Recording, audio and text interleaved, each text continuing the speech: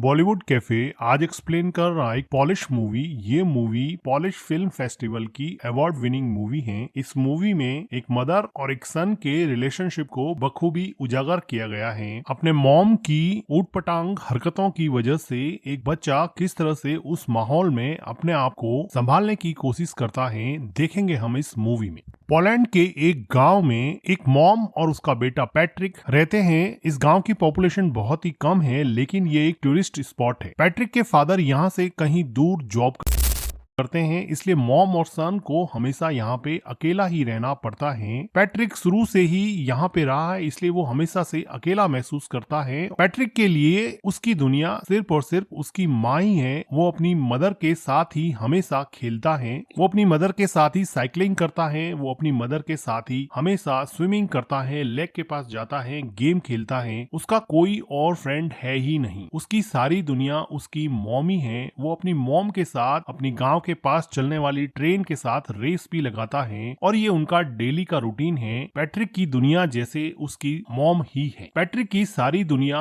उसके मॉम के इर्द गिर्द ही घूमती है। पैट्रिक और उसकी मॉम का रिलेशन ठीक वैसा ही है जैसा हर किसी बच्चे का अपनी माँ के साथ होता है। वात्सल्य से भरा और प्यार से भरपूर इस रिलेशनशिप में किसी और की कोई जगह नहीं थी। लेकिन पैट्रिक की जिंदगी में खलबली तब मच गई जब इस गाँव में आसपास के सभी लोग समर वेकेशन की वजह से अपने बच्चों को लेकर पिकनिक मनाने आने लगे और अपना समर वेकेशन व्यतीत करने के लिए यहाँ पे रुकने लगे। पैट्रिक तो किसी से भी क्लोज यहाँ पे हो ही नहीं पाया, क्योंकि वो शुरू से ही अकेला रहा था। उसको किसी से फ्रेंडशिप करने में भी बहुत प्रॉब्लम होती है। लेकिन वो देखता है कि उसकी माँ अब रात को रोज घर से बाहर जाने लगी है। पैट्रिक ने शुरुआत में इन सब चीजों से कोई रिएक्ट नहीं किया। पैट्रिक की मॉम को रोज शाम को एक कॉल आता और वो पैट्रिक को घर में अकेला छोड़ के ही चली जाती। पैट्रिक काफी देर तक इंतजार करता। कभी उसकी मॉम रात को घर लौटती नहीं थी और कभी देर रात को लौटती थी।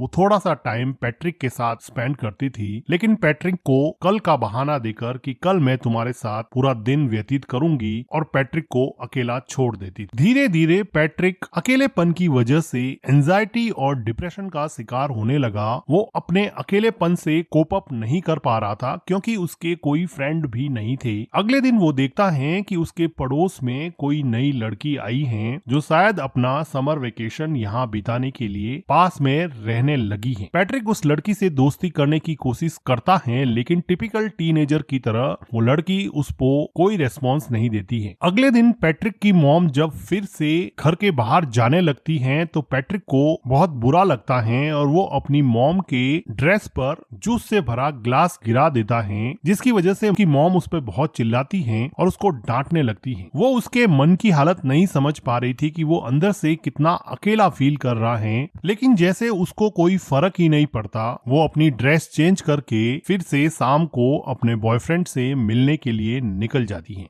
पैट्रिक अपनी मॉम का पीछा करता है। वो देखता है कि कहाँ जाती है। कुछ देर जाने पर उसको पता चलता है कि वो हमेशा अपने एक बॉयफ्रेंड से मिलती है। पैट्रिक को अपनी मॉम के पीछे जाते समय एक हिरन का बच्चा दिखता है जो अकेला सड़क पर घूम रहा था। ये डायरेक्टर का मेटाफर है कि किस तरह से हिरन के बच्चे को भी उसकी माँ ने अकेला छोड़ दिया है और वो इस सुनसान से जंगल में अकेला घूम रहा है, जैसे कि पैट्रिक भी अपनी माँ के बिना इस पूरे गांव में पूरे समर वेकेशन में अकेला पड़ गया है। पैट्रिक को हिरन के बच्चे को देख के जैसे कुछ सांत्वना मिली और वो अगले दिन नए दोस्त बनाने के लिए तैयार हो गया। वो पास में आई लड़की माइका से बात करने लगा और थोड़ी देर एक दूसरे से बात करने के बाद में वो दोनों एक दूसरे के दोस्त बन गए। माइका बताती है कि उसके पेरेंट्स का डिवोर्स हो चुका है। वो खुद भी बहुत अकेला महसूस करती है। अब माइका और पैट्रिक में काफी दोस्ती हो जाती है और अब पैट्रिक वो सारी एक्टिविटी जो अपनी माँ के साथ किया करता था, साइकिलिंग करना, स्विमिंग करना और लेक के पास बैठ के टाइम स्पेंड करना, ये सारी चीजें अब वो माइका के के साथ करने लगा। उसको माइका के साथ अब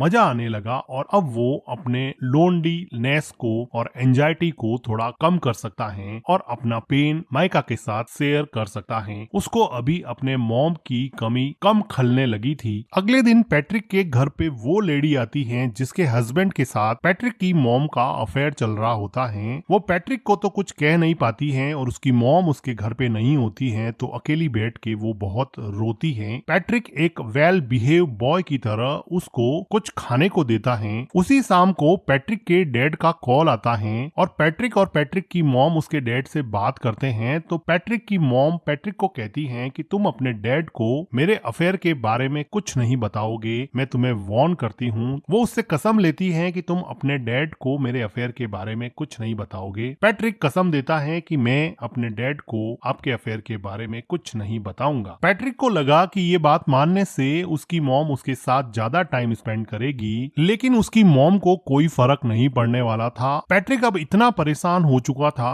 कि वो मेन डोर की कीज भी छुपाने लगा। वो अपनी मॉम को जाने से रोकने लगा, लेकिन उसकी मॉम उसको मार के उससे लड़ झगड़ के भी अपने बॉयफ्रेंड से मिलने जाती थी। पैट्रिक चाहे अकेला बैठ के कितना भी परेशान हो, उसको जैसे कोई फर्क ही नहीं पड़ता। पैट्रिक के लिए अब एकमात्र सहारा उसकी नई नई दोस्त माइका थी, जिसके साथ वो काफी टाइम स्पेंड किया करता था और यहाँ के पिकनिक स्पॉट लेक में स्विम करता और वहाँ पर गेम खेलता। लेकिन उसकी ये खुशी ज्यादा दिन चलने वाली नहीं थी, क्योंकि माइका को यहाँ पर एक उनकी उम्र से काफी बड़ा लड़का परेशान कर रहा था। ऐसा लग रहा था कि माइका इस लड़के से बहुत डरती है। पैट्रिक इतना छोटा था कि इस गैंग से माइका को बचाने के लिए वो कुछ भी नहीं कर पाया, लेकिन उसको मन ही मन बहुत हर्ट हुआ, क्योंकि वो लड़का माइका को वार्न कर रहा था कि तुम इस लड़के से नहीं मिलोगी, तुम सिर्फ मेरे से ही मिलोगी। उसी रात को पैट्रिक अपनी मॉम का जब पीछा कर रहा था तो वो देखता है कि माइका और वो बड़ा लड़का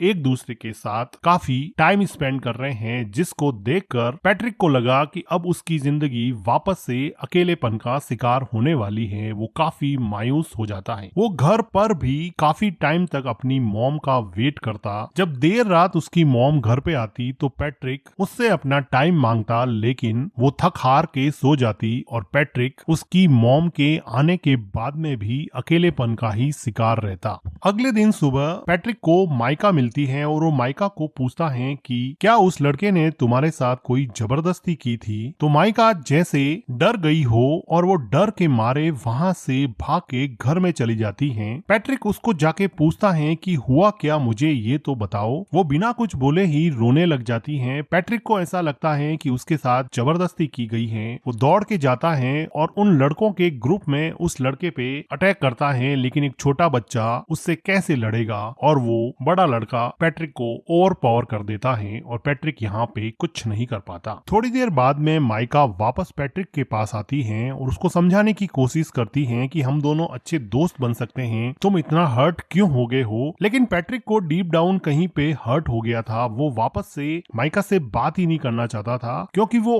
ऑलरेडी अपनी मॉम से बहुत ज्यादा हर्ट था और जब माइका ने भी उसे हर्ट किया तो वो इमोशनली वायलेंट हो गया और वो अपने इमोशन को कंट्रोल नहीं कर पा रहा था। अपने गुस्से को, अपने फ्रस्ट्रेशन को माइका के ऊपर निकाल दिया और माइका को उल्टा सीधा बोला, जिसकी वजह से अब माइका को वापस हर्ट हुआ और अब माइका वहां से चली जाती है। पैट्रिक को बिल्कुल समझ में नहीं आ रहा था, क्योंकि वो छोटा सा बच्चा था, उसको समझ नहीं आ रहा था कि इन सब सिचुएशन से कैसे निकले। उसकी मॉम उसको बिल्कुल भी सपोर्ट नहीं करती थी, ना उसको गाइड करती थी। उसके आसपास कोई भी पेरेंटल गाइडेंस नहीं होने की वजह से वो अपनी ही दुनिया में जो उसको समझ में आता वो करता जाता और उसके अंदर अनस्पोकन इमोशंस का एक ऐसा गुब्बार बना जिसकी वजह से वो बुरी तरह से फ्रस्ट्रेट हो गया। उसी रात को पैट्रिक की माँ घर पे रोती हुई आती है। ऐसा लग रहा था कि उसके बॉयफ्रेंड के साथ उसका झगड़ा हुआ है या फिर ब्रेकअप हो गया है। पैट्रिक की मॉम काफी दिनों तक उदास रहती हैं, लेकिन पैट्रिक अपनी मॉम को अपने पास में देख के काफी खुश रहने लगा है। वो अपनी मॉम की काफी केयर करता है। एक रात अचानक उसके डैड वापस लौट आते हैं और दोनों के लिए बहुत सारे गिफ्ट लाते हैं। पैट्रिक को अब लगा कि अब उसका समर वेकेशन बहुत अच्छे से निकलेगा, क्योंकि उसके डैड ने उससे प्रॉमिस किया था कि मैं समर वेकेशन तुम्हारा साथ में बिताऊंगा। अभी एक अच्छी फैमिली की तरह खूब अच्छा टाइम स्पेंड करते हैं और पैट्रिक अपने मॉम मॉम और डैड को